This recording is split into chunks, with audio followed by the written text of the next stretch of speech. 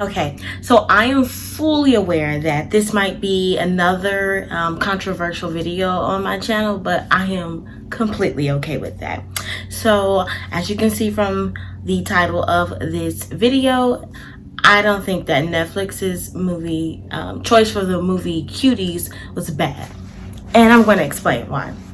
So the movie Cuties is about a girl named Ami who is about 11 years old, I think, 11 or 12 years old, and she is going through some things in her life, and she sees a young girl, Angelica, I believe the girl's name was, and she's dancing, and she's dancing in a provocative way, and then later on she sees the whole group of girls, and they call themselves Cuties, hence the title of the movie, and they are dancing, and you know, she's enticed by the perceived popularity and, you know, the likability of the group and just everything about them. She, first of all, you can tell from the start that she just also yearns friends,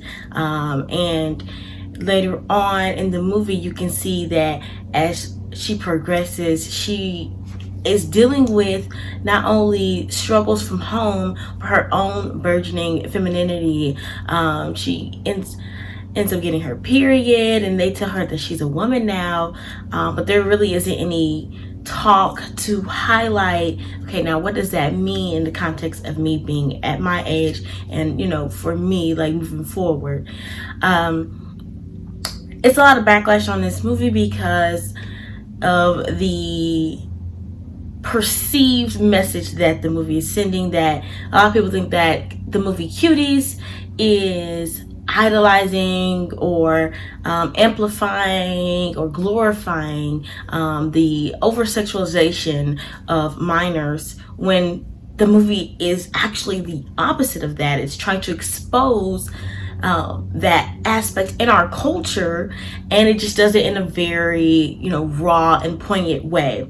And I think a lot of people who are talking about the movie only see, you know, the pictures or whatever, and they haven't actually watched the movie. If you watch the movie like I did, you can see that it is, oh, it is so gutting. It's so real, because especially for me as a woman, I watched that and I was like, oh, I definitely remember having these feelings when I was at that age, where you kind of just struggle with, you know, what the media is amplifying and putting in your face, and versus, you know, what you might, the traditional values that you might be learning at home. Certainly for me, because I come from a very traditional and religious background. Both of my parents were ministers in the church. My father was a pastor, my mom's an evangelist.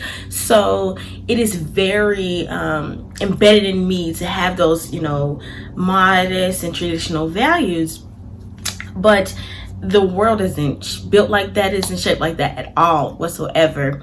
And you know, when I remember being in 6th grade, and there was these girls in the bathroom, and one of them was, and so the school only went from 6th grade to 8th grade, and these girls were in the bathroom, they were 8th graders, and she was taking a pregnancy test, and that just blew my mind, because at 6th grade, I wasn't thinking about that whatsoever. Like, crushes were even just becoming a thing, like, in a more serious way.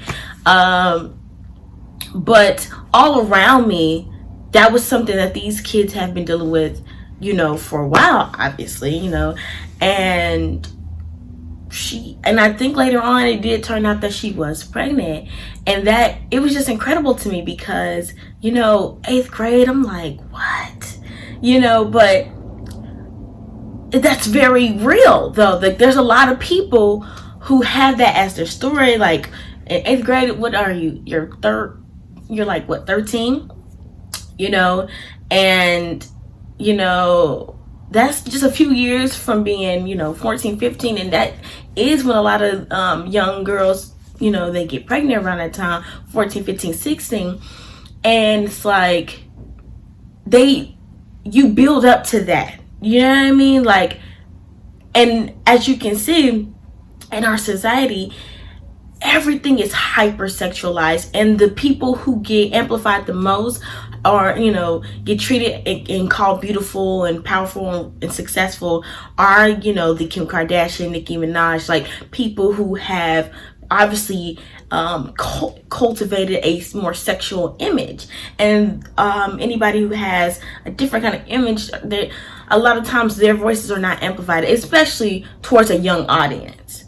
And so that's the context that the Cuties movie is just trying to convey. It's not nowhere in the movie do they actually glorify these young girls dancing like that. When it comes time for them to even go to the competition, you can see the discomfort and the disgust and the audience members as their dance becomes more and more sexual as they go on with the song. And then and I'm not worried about spoilers, because I know most of these people who talk about the movie never actually seen it.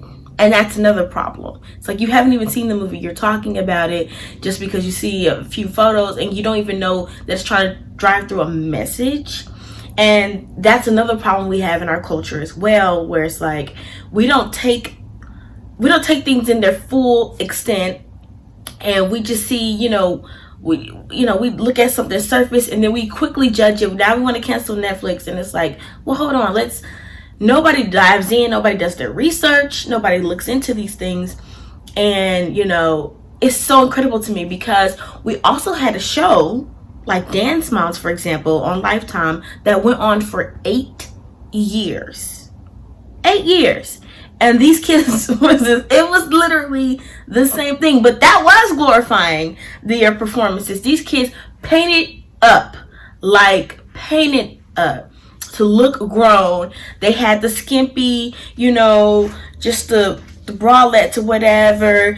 A lot of the dance moves were sexual, and yet they paraded these girls back and forth. It was a reality show that, people really wanted to be on, all that kind of stuff. And it's just so crazy to me that this went on for 8 years, and now it's like, when somebody's trying to expose this in our media, then we're like, oh no, this is bad, we need to cancel Netflix, we need to take that, they need to take that off, they need to take that down. But these are the same people who probably watched Dance Moms, loved it. Their child is probably, they probably encourage stuff like that in their own children. And it's just really amazing to me that this is now something that people want to cancel and talk about. It's so interesting to me. I also feel like maybe there's a sensitivity around this subject, and so that's why people aren't going further into it, because so many things have been exposed lately.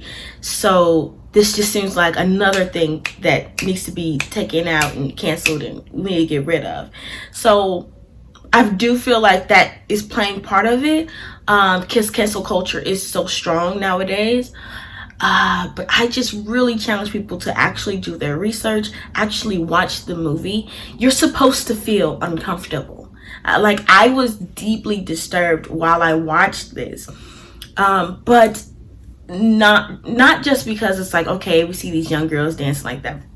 Yes, that's definitely part of it, but it was also the different messages that were embedded in the movie. The movie is, to me, is really good at highlighting how dangerous our society can be when it comes to how we sexualize these young girls.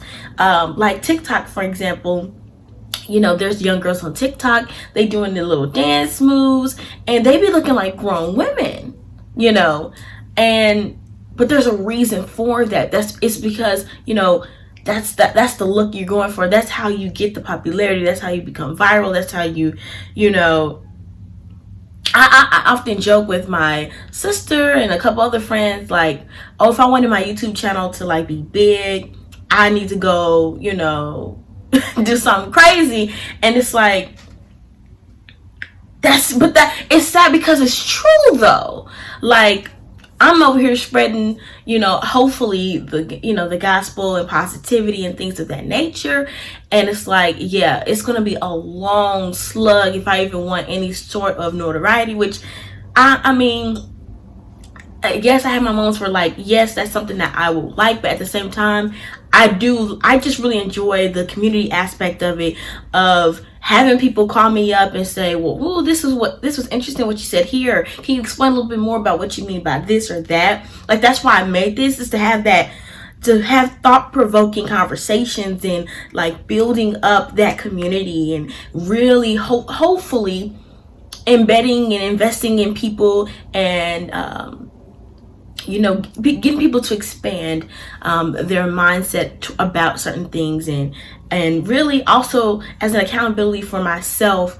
I have, this platform makes me have to do audits on my own spiritual health a lot of times, because it's like, okay, you have this platform now, and I don't want to come up on this, platform and be fake or phony or anything like that.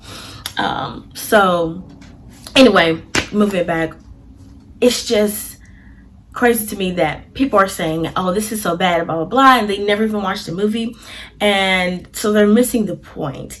There's a scene in the movie that really shows, like, what the actual point of the movie is versus what people think the movie is about.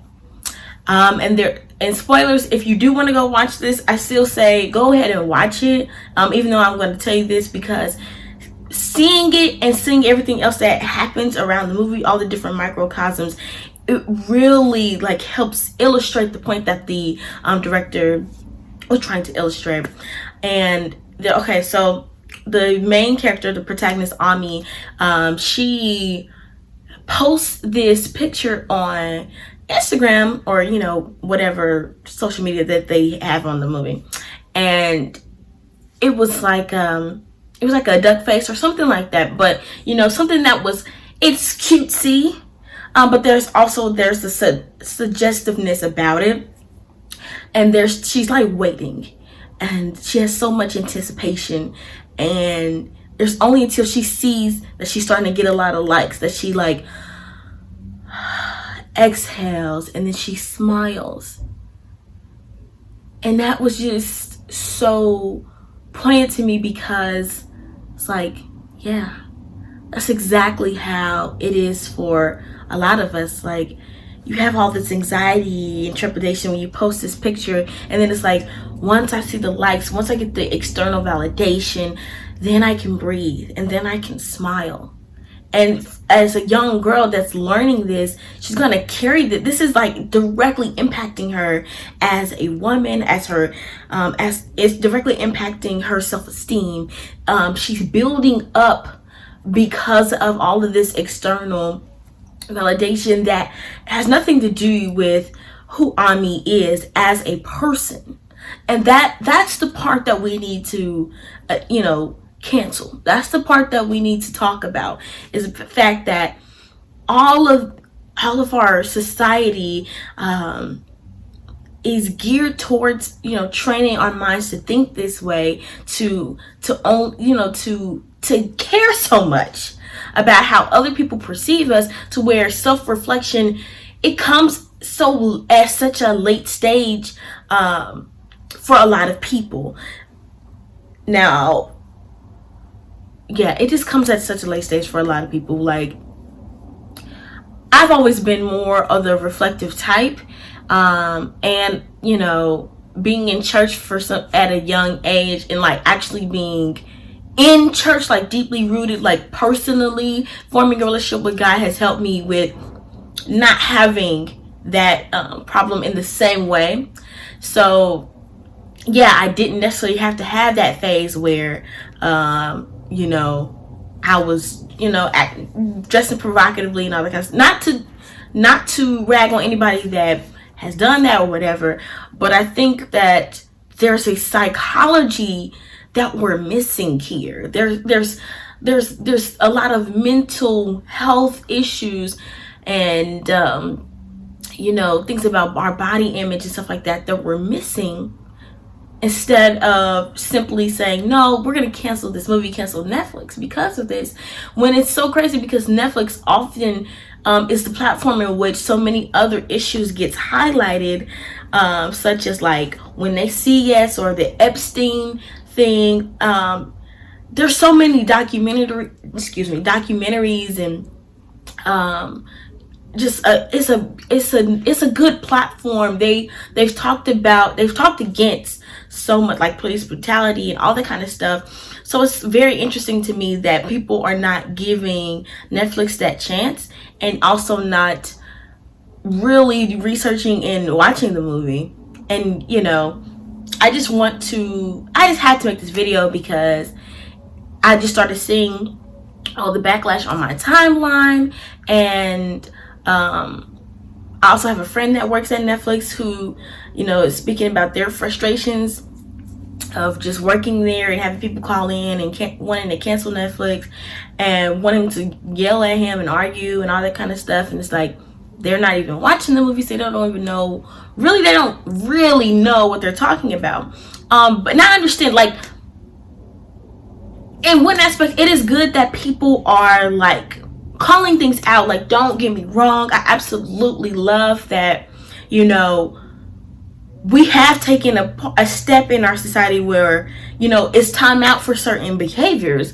But we also need to temper that with intelligence and with,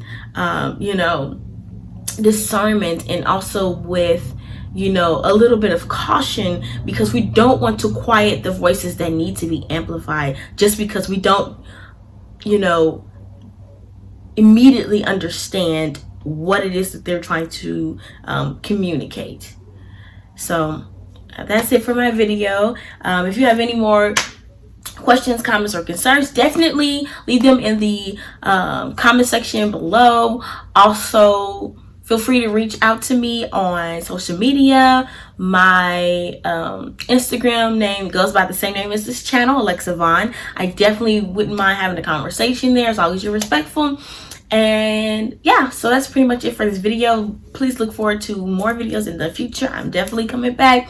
And thank you so much for your patience if you watched all of this. And I will see you all next time. Bye.